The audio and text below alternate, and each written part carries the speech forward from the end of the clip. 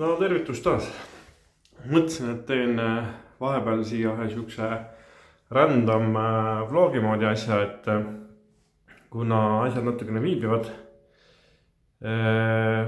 väga laias laastus enda laiskuse ja kehva ilma tõttu, aga siiski mingisugused toimetused toimuvad. Et näitan siit, et kontorituba on sisuliselt saanud meil värvitöökojaks. Et naine hakkas neid ilusti värvima. Praegu on alles esimene kiht värvi peal ja tuleb mõlemale poole siis 2 kihti värvi. Auto lihvimisega on nii palju, et jube laiskus on peal olnud, aga üritan siin ikkagi selle ära värvida, sest et kui naine nüüd lõpetab kapiuste värvimise, siis tuleks hakata autot ka seespoolt värvima, et kuna sellega läheb ilmselt veel rohkem aega. Aga näitan ka kohe paari asja, mis on ka Hiinamaalt jõudnud, et kuna see video on nagu nii niisugune random, et siis näitan siuksed vaheklippe ja asju lihtsalt, mis vahepeal lihtsalt toimunud on, et selle infoga ka kõik kursis hoida. Nii, vahepeal on siis Hiinamaalt jõudnud mulle selline vidin. See oli siis ka see põhjus tegelikult, miks sai ostetud bussi see Hiina ekraaniga makk, ehk siis tegu on tagurduskaameraga. Ja võtsin ta sellise numbrialuse versioonina, siit saab seda kallet muuta, ja võtsin ta väga lihtsal põhjusel, et ma ei ole ise küll suurem asi numbrialuse fänn, aga kui ma olen vaadanud erinevaid matkaauto videoid, siis paljud topivad sinna nii-öelda üles serva peale kaamera, et jube hea vaade on tõenäoliselt sealt küll, aga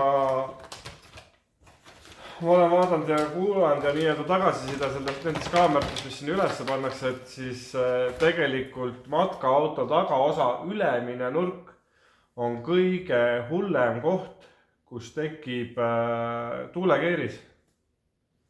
Ja kui sa sõidad nüüd kehva mudase tormise ilmaga, siis ta kerib selle sodi sealt tagant üles ja see kaamera on kogu aeg must. Lisaks sellele on see kaamera nii kõrgel, et teda on üpris ebameeldiv nii-öelda puhastada. Seega otsustasin, et panen selle numbrialuse versiooni, ta jääb sinna taha otsa, ta peaks jääma nii-öelda stange kumeruse alla. Ehk on lootust, et see kaamera ei lähe tegelikult nii kiirelt mustaks. Ja kui läheb, siis on ka tegelikult väga lihtne. Tuled korra autost välja, tõmbad näpuga üle, ta on puhas ja saad jälle rahulikult tagurdada, et puhtalt mugavuse tõttu. Kui hästi ta nüüd nurka näitab, ma arvan, et ega see vaade ei peagi sealt olema mingisugune nii, et kõiki nurke on näha, et sisuliselt kui sa näed enda auto taha, mis seal toimub, ma arvan, sellest täiesti piisab, kui siukse bussiga tagurdada, et küljepeeglid on ju ka olemas, et ei pea ainult kaamera pildi järgi tagurdama. Aga teine asi, mis mulle Hiinast tuli, on siukse karbi sees.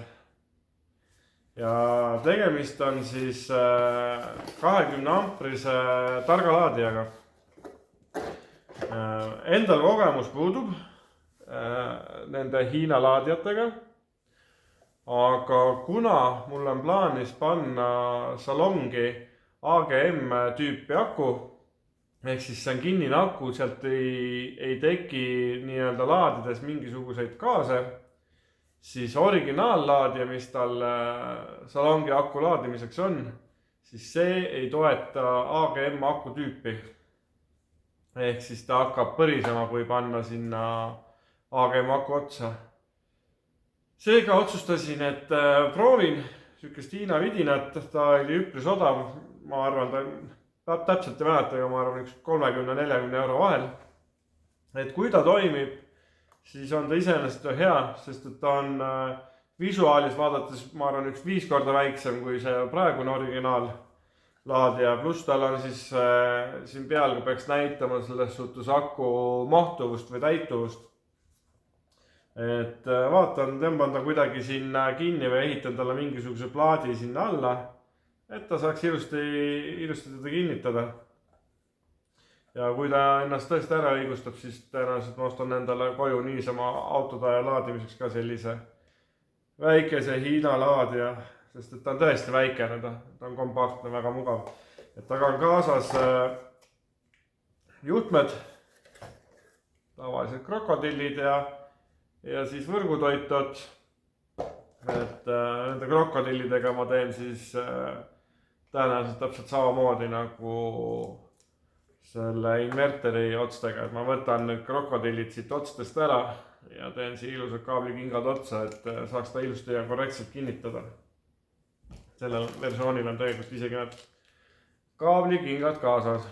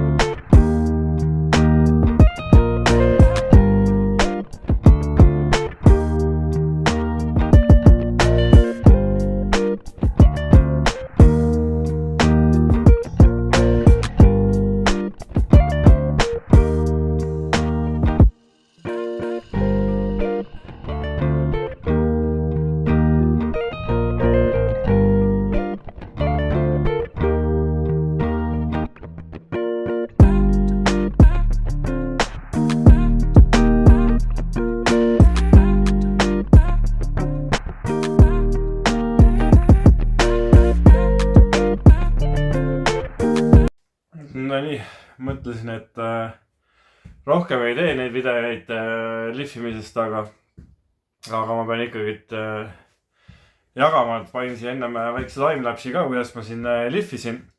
Võtsin seekord appi lihvmasina, sest et käsitsi selle töö tegemine oleks olnud ikka eriti aeganõudev ja piinarikas. Et sain tegelikult nüüd suures pildis kõik laed ja kapid, asjad ilusti ära lihvitud. Kindlasti on vaja veel käsiliivapaberiga mingi nurkasi natuke kaasa aidata.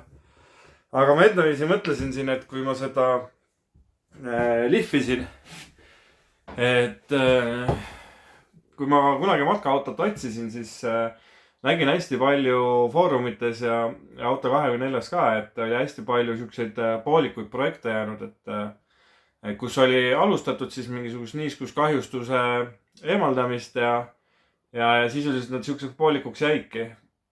Ja nüüd täna, kui ma seda tööd siin teen, lihvin ja möllan, siis tegelikkuses ma täiesti mõistan neid inimesi, miks need projektid poolikuks on jäänud. Sest et väga kõva motivatsioonilangus on, kui sa oled just sellises etapis, nagu mina praegu siin olen. Et sul on kõik laiali kistud. Sa pead lihvima, see on meeletut tolm, mis siit tuleb. Siin on jube kitsas lihvida, eriti minusugusel, kes ma ei ole võib-olla kõige pisemat kasvu mees, et siin üleval, kus on see magamiskoht või seal, kus need narid on, et noh, ütleme niimoodi, et väga ebameeldiv on see lihvimine. Et aga noh, õnneks ma sain need nüüd enam-vähem lihvitud. Teen veel mingid siuksed pisemad paranduslihvimised käsitsi nurkades ja vaatan, mis siis nagu edasi saama hakkab. Et õnneks suurem lihvimine on möödas ja äkki nüüd tekib kergelt motivatsioon tagasi, sest et väga kerge on see motivatsioonilangus siukese töö puhul. Et kindlasti saab olema päris karm seda asjasid nüüd värvimiseelselt puhastada. Sest et seda tolmu on absoluutselt igal pool. Ja ennem ei saa ju hakata teipima ega kinni katma neid igasugused akna tihendaid asju, kui kui ei ole korralik tolmueemaldus tehtud, et ma isegi veel hetkel ei kujuta ette, kuidas see toimuma peaks, aga ma arvan, et naine kindlasti oskab sellel teemal aidata ja võib-olla tuleb appi seda tolmu siit ära saama.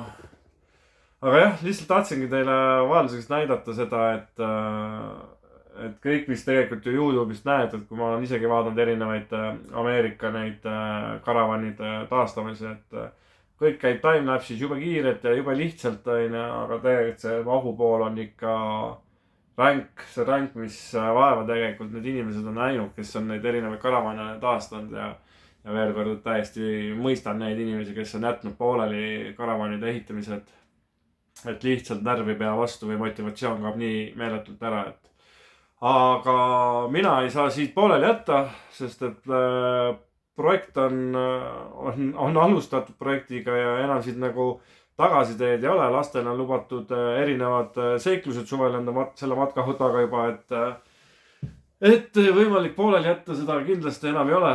Et tuleb lihtsalt tampida edasi, teha hambad ristis need vastikud tööd ära ja kui need vastikud tööd on tehtud ja juba ma arvan, et tuba on valge ja ilusti ära värvitud, siis kindlasti on see jällegi tsükene kõva motivatsioonipauk, et asju jälle edasi toimetada, et hambad ristis ja võitleme aga edasi. Mõtlesin, et jagan siia vlogisse ühe väikse huvitava seigaga siis kuidas ma õlifiltri jalatihendit otsisin.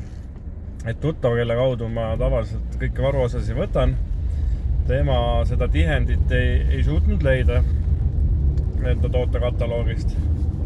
Saatsin siis päringu välja erinevatesse ettevõtetesse, suurematesse, väiksematesse ja millegipärast mitte keegi seda tihendit ei suutnud enda tootekataloogist leida. Ja saatsin siis päringu esindusse, et äkki esindus saab sellega aidata. Esindusest tuli kiire vastus, jah, nendel on see tihend olemas, 30 €, tule võtta. Kuna see tihend on niisugune pisikene, siis mõtlesin, see 30 € on kuidagi nagu eriti overkill nii väikese tihendi eest. Ja siis mul torgatas pähe, et Tallinnasse sissesõidul Männikul on üks huvitav ettevõte nagu AVSK, kes müüb ka igasuguseid erinevaid tooteid ja nende tootevalik on üpris suur. Mõtlesin, et saadan nendele siis päringu, et mismoodi või kas neil on saada niisugust tihendit. Ma arvan, et läks 1,5 tundi mööda, kui mehed juba vastasid meili teel, et jah, toode on olemas, 1 päev on tarnet ja maksumuseks 2 €. Ja tegu on siis niisuguse pisikese tihendiga.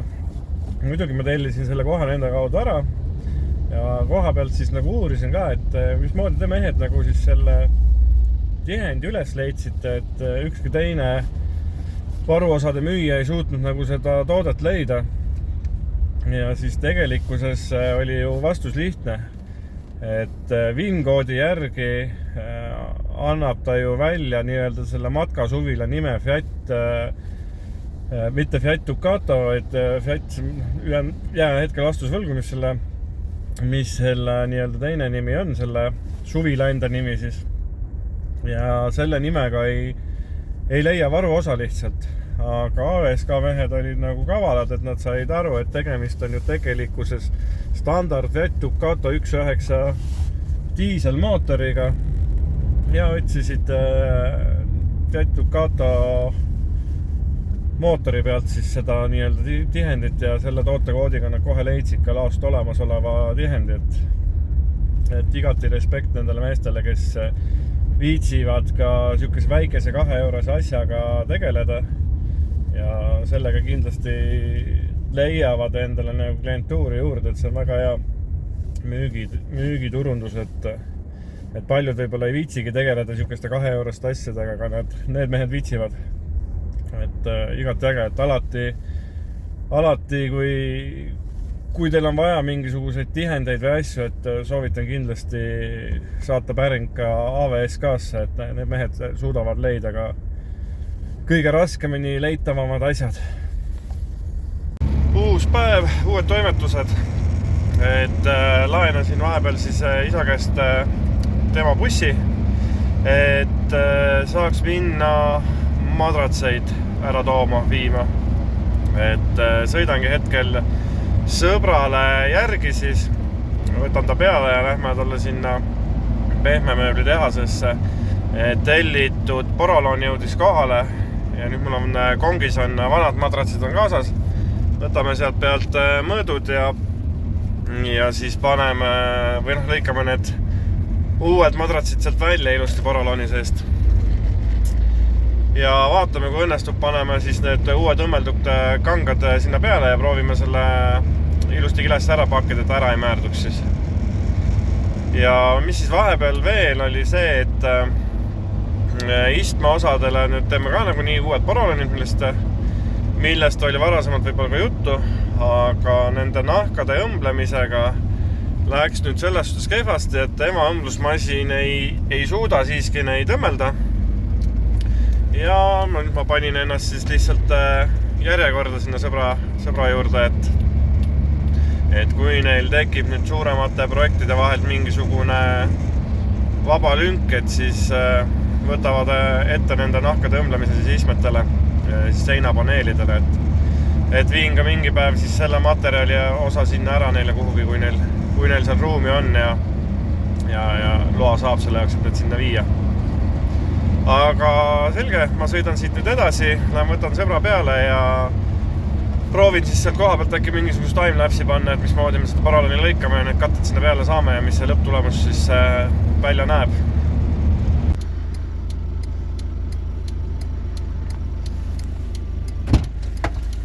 Näh, pohmell või?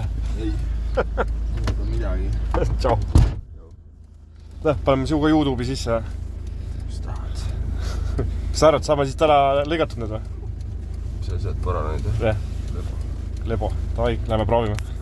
Sometimes I still hear your voice. It's telling me you'll catch my fall. So how do I feel the ground? I wear my heart, you wear a crown. Wish I wasn't late to know. Stars don't shine when there's only satellites. I feel like hell and you're in paradise. I'm so glad and yet I'm not. I was too blind to know. I fell harder than I thought when I fell for a demon.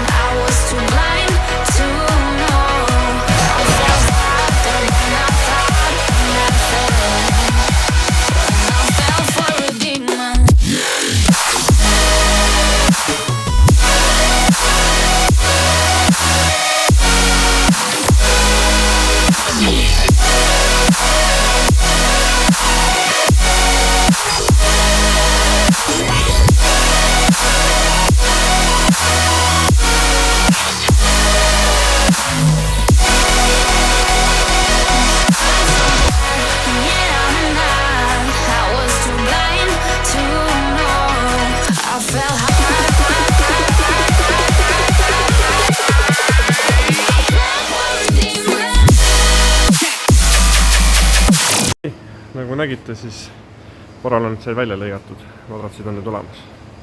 Et nüüd tegeleme edasi, paneme siia siukse mingi kanga peale, mis aitab siis sellel paremini libiseda sinna pealiskatte sisse siis. Et muidu see poroloon on siukene hästi takerduv materjal.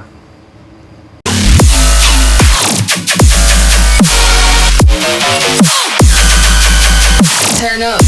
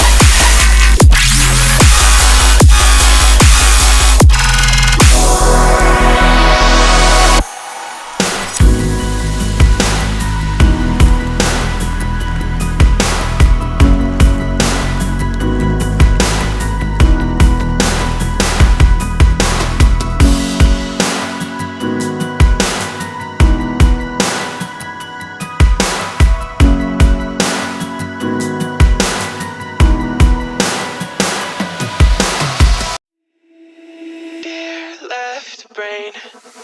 Don't say we can't, oh, just don't say another word. These thoughts you've imagined aren't real, aren't adding up. You fetched your ideas from nowhere, all from another world. Your logic's impaired, your full picture is cropped. Cause we both know that one day they're just gonna try again.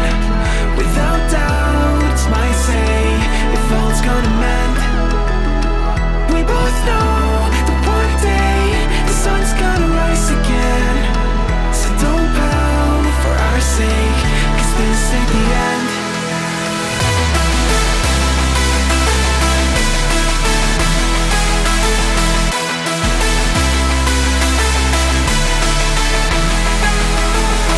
We both know that one day the sun's gonna rise again. So don't pout for our sake, cause this ain't the end.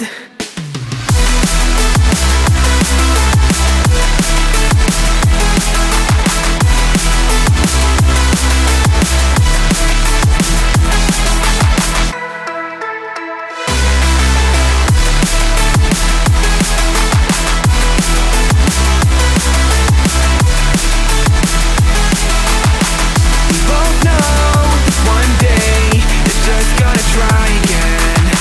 Without doubt, it's my say if all's gonna mend. We both know that one day the sun's gonna rise again.